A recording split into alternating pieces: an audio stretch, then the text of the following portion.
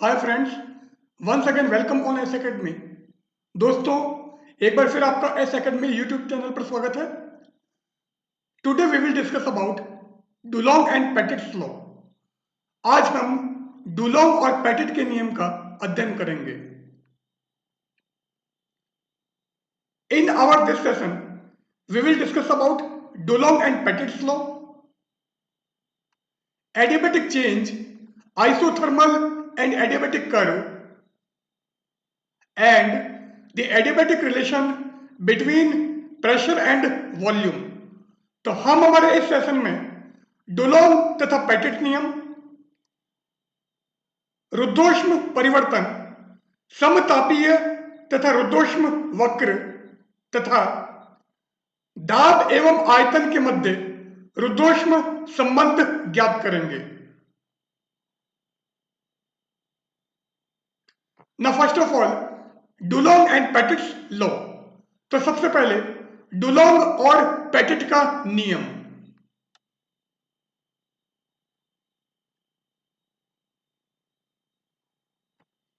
According to Dulong and Pettit, the product of atomic weight and specific heat for all the elements in its solid state is always constant and its value is approximately 6.4।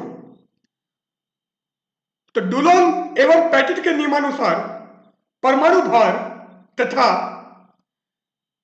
ठोस अवस्था में सभी तत्वों की विशिष्ट ऊष्माओं का गुणनफल सदैव नियत रहता है तथा इसका मान लगभग 6.4 होता है। So according to Dulong and Petit's law, the product of atomic weight and specific heat for all the elements in its solid state is always constant and its value is approximately 6.4। तो Dulong तथा petit के नियमानुसार सभी तत्वों की ठोस अवस्थाओं में उनके परमाणु भार तथा विशिष्ट ऊष्माओं का गुणनफल सदैव नियत रहता है तथा इसका मान लगभग 6.4 होता है। This law is used to determine the atomic weight of substance। तो यह नियम तत्वों के परमाणु भार ज्ञात करने में प्रयोग में लाया जाता है या यह नियम तत्वों के परमाणु भार ज्ञात करने में उपयोगी है। Now Dulong and Petit's law from kinetic theory. तो गतिज सिद्धांत के आधार पर डुलोंग तथा पेटिट के नियम का निगमन। So now we will derive Dulong and Petit's law on the basis of kinetic theory। तो अब हम गतिज सिद्धांत के आधार पर डुलोंग तथा पेटिट के नियम का निगमन करेंगे। According to the law of equipartition of energy, the average kinetic energy of translation associated with each degree of freedom is half kT। तो ऊर्जा के समविभाजन नियमानुसार प्रत्येक स्वतंत्रता कोटि से संबद्ध औसत स्थानांतरीय गतिज ऊर्जा का मान 1/2 kT होता है। Law of equipartition of energy या ऊर्जा के समविभाजन का नियम हमने हमारे लास्ट लेक्चर में डिस्कस किया था। So according to law of equipartition of energy या ऊर्जा के सम विभाजन नियमानुसार the average kinetic energy of translation associated with each degree of freedom is half kT। तो प्रत्येक स्वतंत्रता कोटि से संबद्ध स्थानांतरीय औसत गतिज ऊर्जा का मान 1/2 kT होता है। Here K is Boltzmann's constant and capital T is the temperature on absolute scale। यहां पर K बोल्ट्जमान का नियतांक है तथा कैपिटल T परम ताप पैमाने पर गैस का ताप है। Now, if the oscillatory motion of atom is simple harmonic, यदि अणु की दोलनीय गति सरल आवर्त गति हो, then in each oscillation the average kinetic energy will be equal to the average potential energy। तो इस अवस्था में प्रत्येक दोलन में औसत गतिज ऊर्जा का मान औसत स्थितिज ऊर्जा के बराबर होगा। So if the oscillatory motion of atom is simple harmonic, then in each oscillation the average kinetic energy will be equal to the average potential energy। यदि अणु की दोलनीय गति सरल आवर्त गति हो तो प्रत्येक दोलन में औसत गतिज ऊर्जा का मान औसत स्थितिज ऊर्जा के बराबर होगा।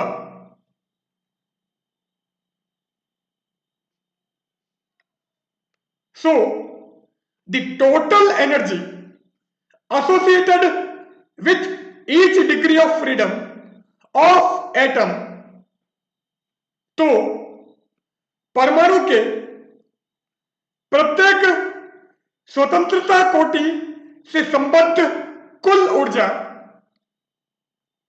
Half kT plus half kT,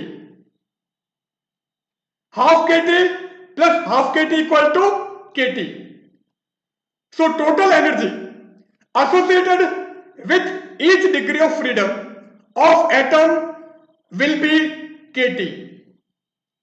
तो परमाणु की प्रत्येक स्वतंत्रता कोटि से संबद्ध कुल ऊर्जा का मान kT होगा। Since there are 3 degrees of freedom for oscillatory motion of each atom, चूंकि प्रत्येक परमाणु की दोलनीय गति से संबद्ध कुल 3 स्वतंत्रता की कोटि होती है, there are 3 degrees of freedom for oscillatory motion of each atom। प्रत्येक परमाणु की दोलनीय गति के लिए कुल 3 स्वतंत्रता की कोटि होती है। So the total energy of each atom, तो प्रत्येक परमाणु की कुल ऊर्जा, तो ये जो ऊपर वैल्यू आई थी इसको हम डिग्री ऑफ फ्रीडम से मल्टीप्लाई कर देते हैं और डिग्री ऑफ फ्रीडम ये स्वतंत्रता की कोटि 3 है तो ये हो जाएगा 3 kT। So total energy of each atom, प्रत्येक परमाणु की कुल ऊर्जा इक्वल टू 3 kT।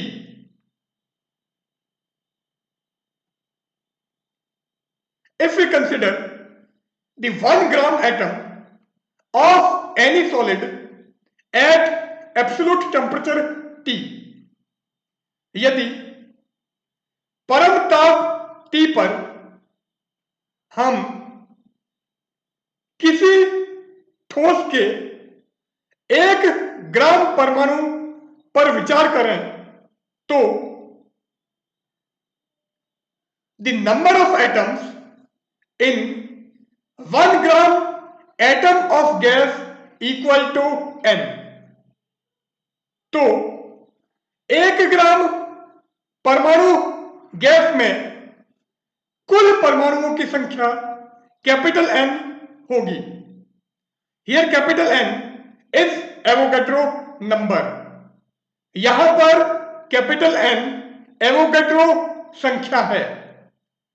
तो कैपिटल N हमारा एवोगैड्रो नंबर हो गया है। तो टोटल एनर्जी अगर निकालोगे, so total energy of 1 gram of solid is equal to N into 3kT, क्योंकि प्रत्येक परमाणु की ऊर्जा 3kT थी और कुल परमाणुओं की संख्या 1 ग्राम एटम के अंदर कैपिटल N या एवोगैड्रो नंबर के बराबर होगा। इसलिए 1 ग्राम सॉलिड के अंदर कुल ऊर्जा का मान आ जाएगा N into 3kT। So total energy of 1 gram of solid U is equal to N into 3kT और U equal to 3NkT। N is Avogadro number, K is Boltzmann's constant, and product of Avogadro number and Boltzmann's constant is universal gas constant। तो N Avogadro number है and K Boltzmann's constant है। तो Boltzmann's constant और Avogadro number N and K को अगर multiply करोगे तो ये होता है capital R, means universal gas constant, सार्वत्रिक गैस नियतांक। सो NK को हम R लिख देते हैं। So U equal to 3RT।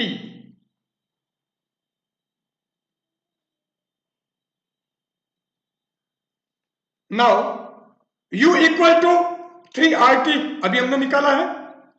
तो इस U का टेम्परेचर के रेस्पेक्ट में डिफरेंशियल कर देते हैं। So du by dt is equal to 3R। So rate of change of total energy with respect to temperature is 3R। तो कुल ऊर्जा की ताप के साथ परिवर्तन की दर 3R के बराबर होती है। Since du by dt is the atomic heat of solid at constant volume, that is CV। चूंकि du by dt ठोस की स्थिर आयतन पर परमाणुविक ऊष्मा है, जिसे हम CV लिखते हैं। सो du by dt को CV से रिप्लेस कर देते हैं। सो ये आ जाएगा CV is equal to 3R। तो CV की वैल्यू हमको 3R मिल गई है और R क्या था? यूनिवर्सल गैस कांस्टेंट, जिसकी वैल्यू 1.98 कैलोरी पर ग्राम एटम पर डिग्री सेंटीग्रेड होती है। तो ये जो R की वैल्यू है इसको यहां पर पुट कर दो तो CV आ जाएगा 3 इंटू 1.98 and this is approximately 5.94 calorie पर ग्राम एटम पर degree centigrade. So atomic heat of solid at constant volume is found to be 5.94 calorie पर ग्राम एटम पर डिग्री सेंटीग्रेड।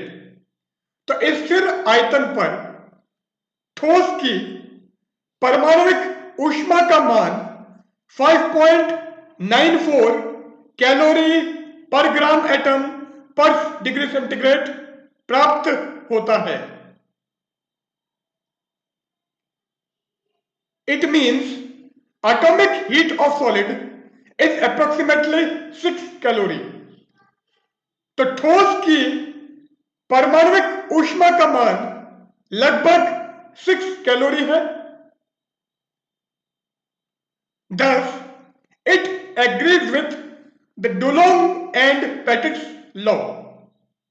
अतः यह डुलोंग तथा पेटिट के नियम को सेटिस्फाई करता है, या यह परिणाम डुलोंग तथा पेटिट के नियम के अनुसार प्राप्त होता है। तो इस टाइप से हम काइनेटिक थ्योरी को यूज करके डुलोंग एंड पेटिट्स लॉ को डिराइव कर सकते हैं या वेरीफाई कर सकते हैं।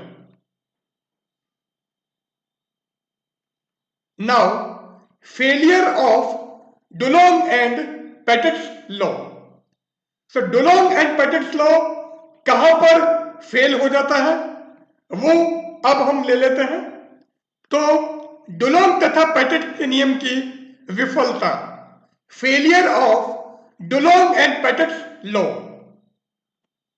अब ये हमने absolute temperature and atomic heat के बीच में ग्राफ प्लॉट किया है। तो परम ताप तथा परमाणुक ऊष्मा के मध्य अगर वक्र खींचा जाए, if we draw a curve between absolute temperature and atomic heat, then it is found to be like this. तो इस प्रकार का वक्र हमें प्राप्त होता है। अब अगर इस कर्व को हम देखें तो हमको क्या मिलता है? Carbon, boron, silicon like non-metallic elements have value of atomic heat different from 6.4 at normal temperature, and their values are found to be about 6। तो कार्बन, बोरोन, सिलिकॉन जैसे अधातुओं के लिए सामान्य ताप पर परमाणुक ऊष्मा का मान 6.4 से भिन्न प्राप्त होता है। इनका मान लगभग 6 प्राप्त होता है।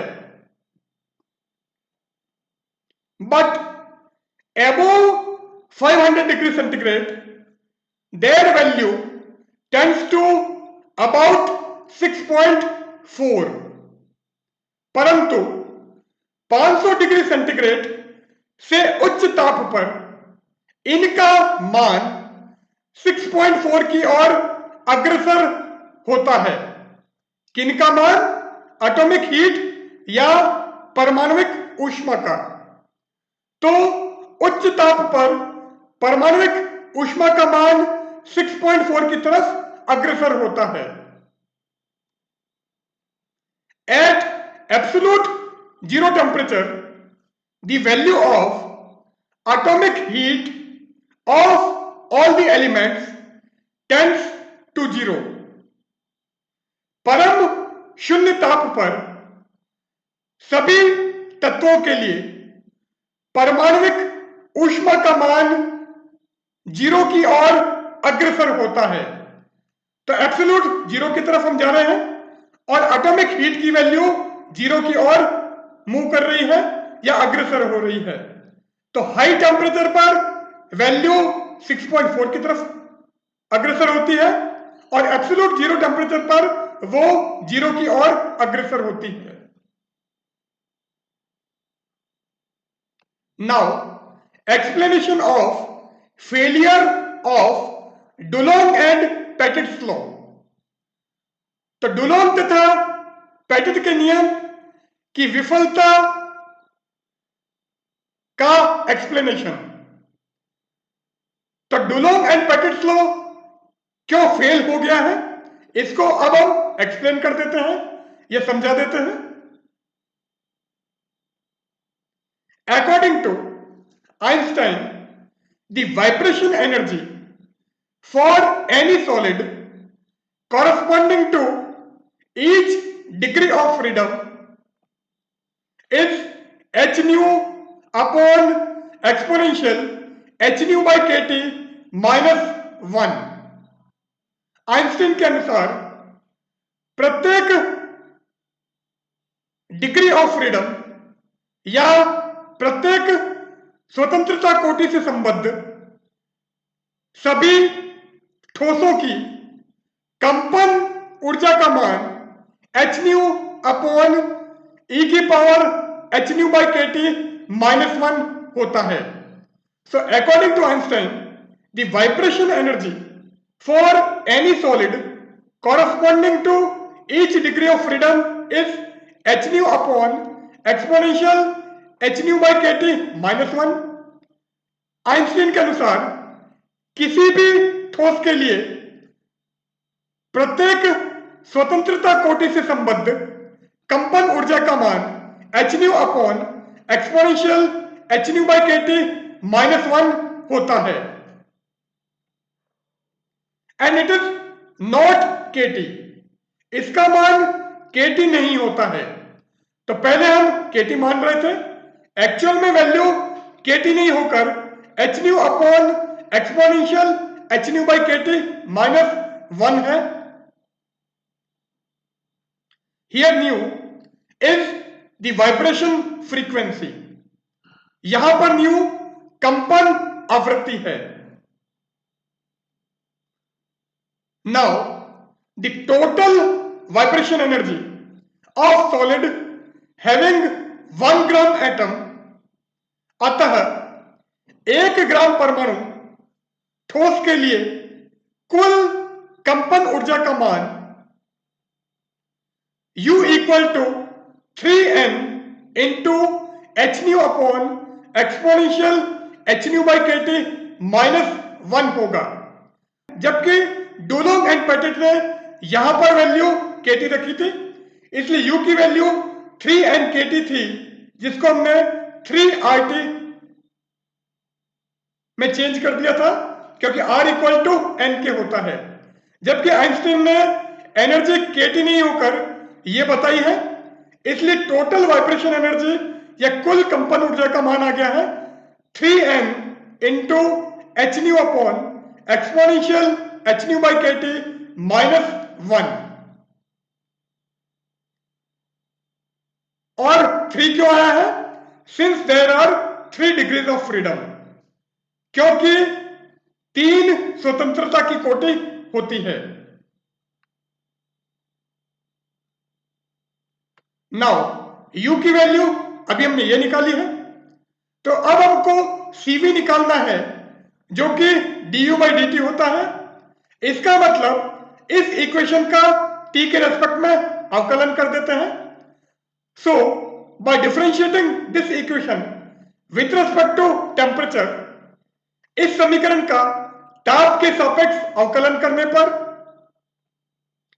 cv equal to du by dt, तो ये क्या आ जाएगा 3n constant h nu constant 1 upon exponential H nu by K T minus 1 का करोगे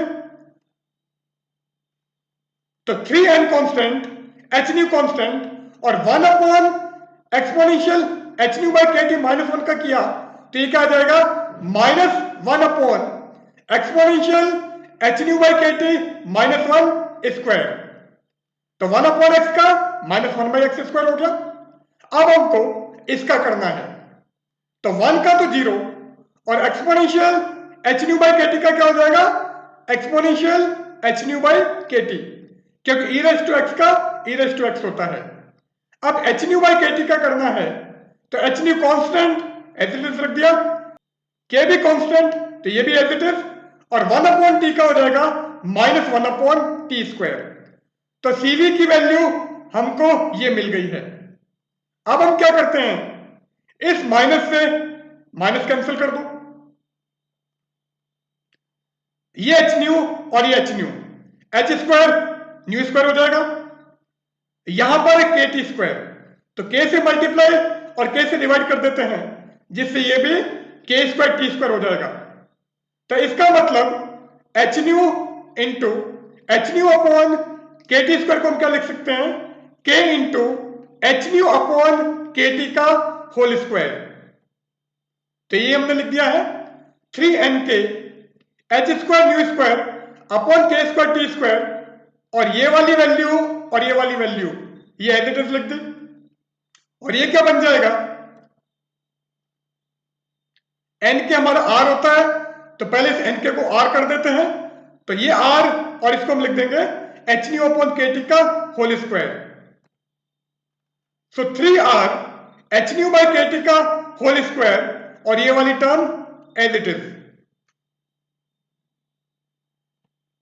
नाउ एट हाई टेम्परेचर, उच्च ताप पर, तो हाई टेम्परेचर या उच्च ताप पर T की वैल्यू बहुत ज्यादा होगी, इसलिए H nu upon K T की वैल्यू बहुत कम हो जाएगी।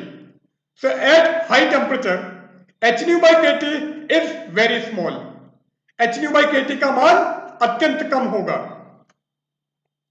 तो CV हमारे पास में ये था, H nu by K T is very small, इसका मतलब CV टेंड्स टू 3r, और R की वैल्यू 1.98, तो R की जगह 1.98 हम यहां पर रख देते हैं। सो CV टेंड्स टू 6, तो CV की वैल्यू हाई टेम्परेचर पर 6 की ओर अग्रसर होगी, और it is tending to 6 at high temperature. It means it obeys Dulong and Petit's law at high temperature. Now at low temperature, निम्न ताप पर, so at low temperature T tends to 0, निम्न ताप पर T शून्य की ओर अग्रसर होगा। तो जैसे T को आप यहां पर 0 रखोगे तो ये बन जाएगा infinitive. So as T tends to 0, H nu by K T tends to infinitive. तो H nu by K T को अगर हम इंफिनिटिव कर दें तो ये आ जाएगा CV टेंड्स टू 0। इस पूरे को हमने ओपन कर दिया है, और इसके बाद में H nu by K T tends to infinitive किया है, सो CV टेंड्स टू 0। और इसीलिए अगर हम atomic heat and absolute temperature के बीच में ग्राफ खींचते हैं, परमाणु ऊष्मा तथा परम ताप के मध्य वक्र खींचते हैं, तो परम शून्य ताप पर CV का मान शून्य की ओर अग्रसर होता है। At absolute zero temperature the value of atomic heat tends to 0। Now adiabatic change, isothermal and adiabatic curve, रुद्धोष्म परिवर्तन, समतापीय तथा रुद्धोष्म वक्र। ना first of all adiabatic change, तो सबसे पहले रुद्धोष्म परिवर्तन। अब एडियाबैटिक चेंज क्या होता है, अगर किसी प्रोसेस में ना तो हम हीट लेते हैं और न ही हीट देते हैं, तो वो जो परिवर्तन होगा या प्रक्रम होगा उसे हम रुद्धोष्म प्रक्रम कहेंगे। So adiabatic process is the process in which neither heat is taken from the source nor heat is rejected to the sink. तो ना तो स्रोत से ऊष्मा ली जाती है तथा न ही सिंक को ऊष्मा दी जाती है। तो ऐसा जो चेंज होगा उसको हम एडियाबैटिक चेंज कहेंगे। If the change in thermodynamic system is such that there is no exchange of heat between the system and the surroundings, then the change is said to be adiabatic change।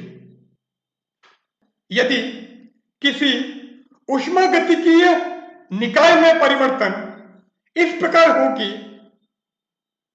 निकाय तथा परिवेश के मध्य किसी भी प्रकार की ऊष्मा का कोई आदान प्रदान न हो तो ऐसा परिवर्तन रुद्धोष्म परिवर्तन कहलाता है। तो ये हमारा सिस्टम और ये सराउंडिंग, ये सिस्टम, इसके चारों तरफ सराउंडिंग होगा। तो ऐसा कोई चेंज जिसमें सिस्टम और सराउंडिंग, निकाय तथा परिवेश के मध्य किसी भी प्रकार की हीट का एक्सचेंज नहीं हो, किसी भी प्रकार की ऊष्मा का कोई आदान प्रदान न हो, तो वो जो चेंज होगा, वो जो परिवर्तन होगा, उसे हम रुद्धोष्म परिवर्तन कहेंगे। For this type of change, it is necessary that the system is perfectly insulated from the surrounding. इस प्रकार के परिवर्तन के लिए यह आवश्यक है कि निकाय परिवेश से पूर्णतः ऊष्मा रोधी हो।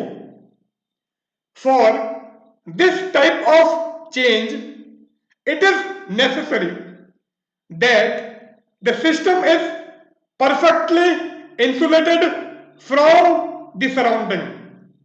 इस प्रकार के परिवर्तन के लिए आवश्यक है कि निकाय परिवेश से पूर्णतः ऊष्मारोधी हो, परफेक्टली insulated हो। Since perfectly insulating system is not possible, चूंकि पूर्णतः ऊष्मारोधी निकाय संभव नहीं है, so ideal adiabatic change is impossible। अतः आदर्श रुद्धोष्म परिवर्तन संभव नहीं है। Since perfectly insulating system is not possible, so ideal adiabatic change is impossible। चूंकि पूर्णतः ऊष्मारोधी निकाय संभव नहीं है, इसलिए आदर्श रुद्धोष्म परिवर्तन असंभव है। But if the time taken during heat exchange between the system and the surrounding is very small, then the change is said to be almost adiabatic। परंतु यदि निकाय तथा परिवेश के मध्य ऊष्मा के आदान प्रदान में अत्यंत कम समय लगता है, तो ऐसा परिवर्तन लगभग रुद्धोष्म होगा। तो यदि निकाय तथा परिवेश के मध्य ऊष्मा का आदान प्रदान अत्यंत कम समय में होता है, तो ऐसा परिवर्तन लगभग रुद्धोष्म होगा। If the time taken during heat exchange between the system and the surrounding is very small, then the change is said to be almost adiabatic। For an ideal gas, the adiabatic gas equation is PV raised to gamma equal to constant। तो आदर्श gas के लिए रुद्धोष्म gas समीकरण PV raised to gamma equal to constant होती है। So PV raised to gamma equal to नियतांक। Now isothermal and adiabatic curve, समतापीय तथा रुद्धोष्म वक्र। फॉर आइसोथर्मल प्रोसेस समतापीय प्रक्रम के लिए पीवी इक्वल टू कांस्टेंट, क्योंकि आइसोथर्मल प्रोसेस में टेम्परेचर कांस्टेंट रहता है, समतापीय प्रक्रम में ताप का मान समान रहता है। तो गैस इक्वेशन हमारी थी PV equal to RT, R universal gas constant, सार्वत्रिक गैस नियतांक, और टी भी हमारा कांस्टेंट है, इसलिए PV equal to constant. If we draw a curve between P and V at a constant temperature, then the curve so obtained is known as isothermal curve। यदि हम नियत ताप पर दाब तथा आयतन के मध्य वक्र खींचें तो इस प्रकार प्राप्त वक्र समतापीय वक्र कहलाते हैं। फॉर एडियाबैटिक प्रोसेस रुद्धोष्म प्रक्रम के लिए PV raise to gamma equal to constant, और यहां पर गामा सीपी अपॉन सीवी है। स्थिर दाब पर विशिष्ट ऊष्मा तथा स्थिर आयतन पर विशिष्ट ऊष्मा का अनुपात गामा है।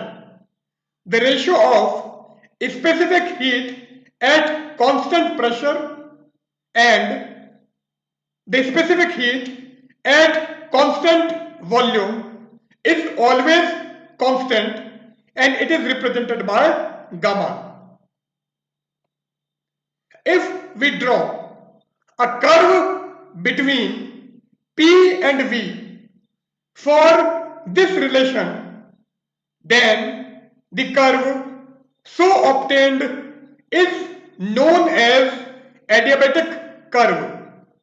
तो यदि हम इस संबंध के लिए दाब तथा आयतन के मध्य वक्र खींचें तो प्राप्त वक्र रुद्धोष्म वक्र या एडियाबैटिक कर्व होगा।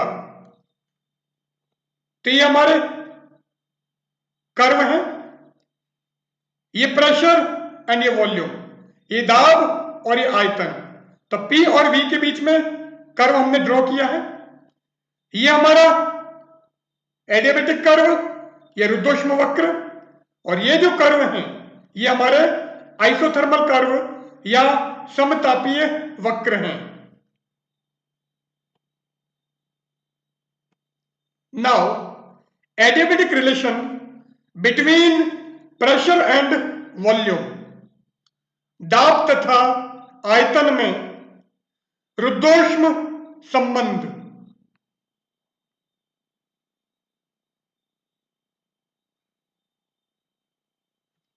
Let for an ideal gas of 1 gram atom, pressure, volume and temperature are P, V and T respectively।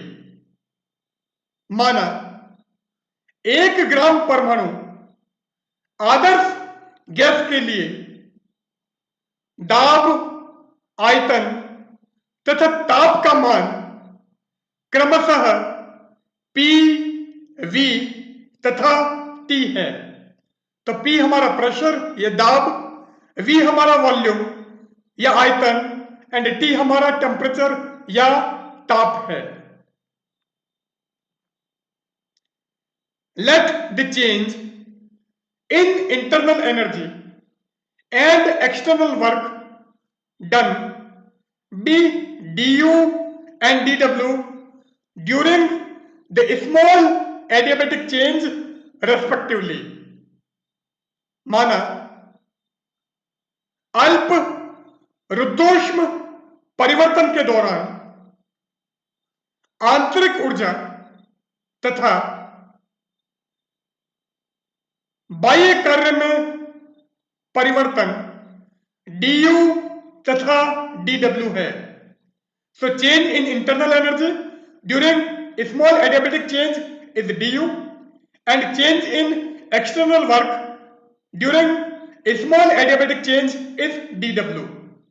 तो अल्प रुद्धोष्म परिवर्तन के दौरान आंतरिक ऊर्जा में परिवर्तन du तथा अल्प रुद्धोष्म परिवर्तन के दौरान बाह्य कार्य dw है। Then from first law of thermodynamics, तो ऊष्मागतिकी के प्रथम नियमानुसार dq equal to du plus dw। du change in internal energy, आंतरिक ऊर्जा में परिवर्तन, dw एक्सटर्नल वर्क डन, किया गया बाह्य कार्य, and dq change in heat, ऊष्मा में परिवर्तन। अब एडियाबेटिक प्रोसेस हम ले रहे हैं, रुद्धोष्म प्रक्रम हम ले रहे हैं, एंड एडियाबेटिक प्रोसेस में सराउंडिंग एंड सिस्टम के बीच हीट का ट्रांसफर नहीं होता है, हीट का एक्सचेंज नहीं होता है। तो रुद्धोष्म परिवर्तन में निकाय तथा परिवेश के मध्य किसी भी प्रकार की ऊष्मा का आदान प्रदान नहीं होता है। सो dq इक्वल टू 0। तो रुद्धोष्म प्रक्रम में dq इक्वल टू 0, तो dq को हम 0 रख देते हैं। So du plus dw equal to 0। Let during the adiabatic change, माना रुद्धोष्म परिवर्तन के दौरान V चेंज होकर V प्लस dV हो जाता है, एंड T चेंज होकर T माइनस dt हो जाता है। मीन्स टेम्परेचर की वैल्यू dt से कम हो रही है, ताप का मान dt से कम हो रहा है, जबकि वॉल्यूम या आयतन का मान dV से इंक्रीज हो रहा है। और इस केस में सपोज P हमारा कांस्टेंट है, दाब हमारा नियत है। So external work done by gas, तो गैस द्वारा किया गया बाह्य कार्य dw equal to pdv, also du equal to cv dt। तो dw हमारा pdv होगा, और आंतरिक ऊर्जा में परिवर्तन, ये change in internal energy du equal to cv dt होगी, क्योंकि cv क्या था, du by dt। So du equal to cv dt। तो अब हमने du plus dw equal to 0 बोला था, du की जगह cv dt एंड dw की जगह pdv रख दो। So cv dt plus pdv equal to 0। Now ideal gas equation for 1 gram atom, 1 gram परमाणु आदर्श गैस का समीकरण pv इक्वल टू RT। तो अब इसका डिफरेंशियल हम कर लेते हैं। तो अगर pv इक्वल टू RT का अवकलन करोगे तो ये u इंटू वी लगा देते हैं, और यहां पर r कांस्टेंट है तो t का dt होगा। तो अगर इसका डिफरेंशियल करोगे तो क्या आ जाएगा, pdv plus vdp equal to rdt। So pdv plus vdp equal to rdt, और यहां से dt की वैल्यू आ जाएगी pdv plus vdp upon r। तो ये जो dt की वैल्यू आई है, इस dt की वैल्यू को आप यहां पर रख दो।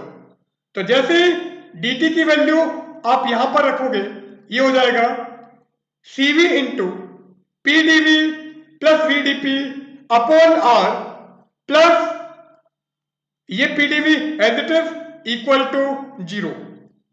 अब आर हमारा एलसीएम आ जाएगा, तो जैसे ही आर को एलसीएम लोगे ये बन जाएगा CV into PDV plus VDP plus R P DV equal to 0।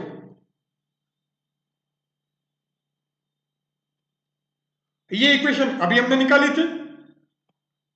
Now from Mayer's relation, Mayer के संबंध से CP minus CV equal to R, erg में अगर लेंगे तो CP minus CV equal to R upon J आएगा, और calorie में हमारा CP minus CV equal to R रहेगा। तो ये जो आर है इस आर की जगह सीपी माइनस सीवी रख दो, तो ये हो जाएगा CV into PDV plus VDP, और ये आर हमने सीपी माइनस सीवी और PDV as it is equal to 0। अब अगर ब्रैकेट को ओपन करें तो यहां पर है सीवी पीडीवी और यहां पर है माइनस का सीवी पीडीवी, तो ये सीवी पीडीवी और ये सीवी पीडीवी कैंसिल हो जाएगा और ये बच जाएगा CV into VDP plus CP into PDV equal to 0। So CV into VDP plus CP into PDV equal to 0। अब हम क्या करते हैं, इस P को नीचे ले आते हैं, इस V को यहां पर ले आते हैं और इस CV को भी यहां पर लेके आ जाते हैं। इसका मतलब ये जो पूरी इक्वेशन है इसको हम CV V एंड P से डिवाइड कर देते हैं। तो CV V P से डिवाइड करोगे तो क्या आ जाएगा,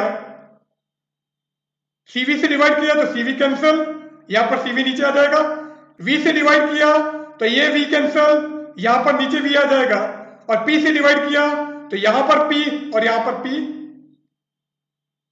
कैंसिल हो जाएगा, तो ये आ जाएगा CV V इंटू P से डिवाइड करने के बाद में DP upon P plus CP upon CV into DV by V equal to 0। अब CP अपॉन CV हमारा गामा होता है, तो यहां पर हम गामा रख देते हैं और पूरी इक्वेशन को हम इंटीग्रेट कर देते हैं। तो यहां पर गामा रख के और पूरी समीकरण का अगर समाकलन करोगे तो ये हो जाएगा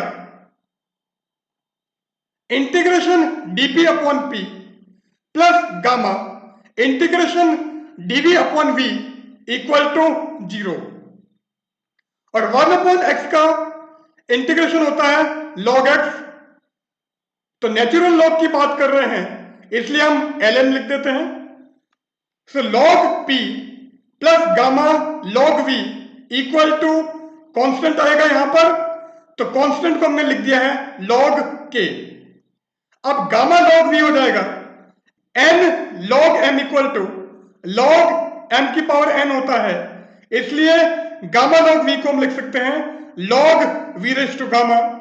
तो ये हो जाएगा log p plus log v raise to gamma equal to log k। अब log m plus log n equal to log mn, तो ये बन जाएगा log pv raise to gamma equal to log k। अब यहां पर भी नेचुरल लॉग और यहां पर भी नेचुरल लॉग, तो दोनों के लॉग हटाने के लिए दोनों साइड में हम e की पावर लेंगे, तो ये हो जाएगा pv raise to gamma equal to k। तो ये हमारा प्रेशर एंड वॉल्यूम के बीच में एडियाबैटिक रिलेशन या रुद्धोष्म संबंध आ गया है। तो दाब और आयतन के मध्य यदि रुद्धोष्म संबंध ज्ञात करें तो वो होता है pv raise to gamma equal to k। This is our Poisson's law, यह हमारा पासो का नियम है। अब ये इक्वेशन अभी हमने निकाली थी, PV इक्वल टू RT से अगर P निकालोगे तो वो आ जाएगा RT अपॉन V, तो P equal to RT upon V यहां पर रख दो तो ये हो जाएगा RT upon V into V raise to gamma equal to K। अब इस V को हम ऊपर लेके जाते हैं तो ये बन जाएगा V की पावर गामा माइनस 1। सो TV raise to gamma minus 1 is equal to K upon R। इस R को हम नीचे लेके आ गए हैं तो K by R, K constant, capital R भी कांस्टेंट, तो ये पूरा हमारा कांस्टेंट, तो इसको हम K1 लिख देते हैं। So TV raise to gamma minus 1 is equal to K1। तो ये हमारा टेम्परेचर एंड वॉल्यूम में एडियाबेटिक रिलेशन आ जाएगा। तो ताप और आयतन के मध्य यदि रुद्धोष्म संबंध ज्ञात करें तो होता है TV raise to gamma minus 1 equal to constant. Now PV equal to RT से अगर V निकालोगे तो V आ जाएगा RT अपॉन P। तो ये जो V की वैल्यू है RT अपॉन P ये यहां पर रख दो। तो जैसे ही V की जगह RT अपॉन P हम रखते हैं तो हो जाएगा P RT upon P whole power gamma equal to K। अब ये क्या हो जाएगा R raise to gamma, T raise to gamma, P raise to 1 minus gamma equal to K। तो ये R raise to gamma K के नीचे transfer कर दो तो ये हो जाएगा T raise to gamma P raise to 1 minus gamma equal to K upon R raise to gamma. अब K constant, R raise to gamma भी कांस्टेंट, इस पूरे कांस्टेंट को हम K2 लिख देते हैं तो ये आ जाएगा T raise to gamma P raise to 1 minus gamma equal to K2 means T raise to gamma P raise to 1 minus gamma equal to constant. तो अगर टेम्परेचर एंड प्रेशर में एडियाबेटिक रिलेशन निकालते हो, ताप और दाब में यदि रुद्धोष्म संबंध ज्ञात किया जाए तो आता है T की पावर गामा P की power 1 minus gamma equal to constant. तो यहां पर हम हमारा सेशन एंड करते हैं। यहां पर हमने Dulong and Petit's law, adiabatic change, isothermal change and the relation between pressure and volume for adiabatic process, ये सारा हमने यहां पर स्टडी किया है। So thank you and good bye.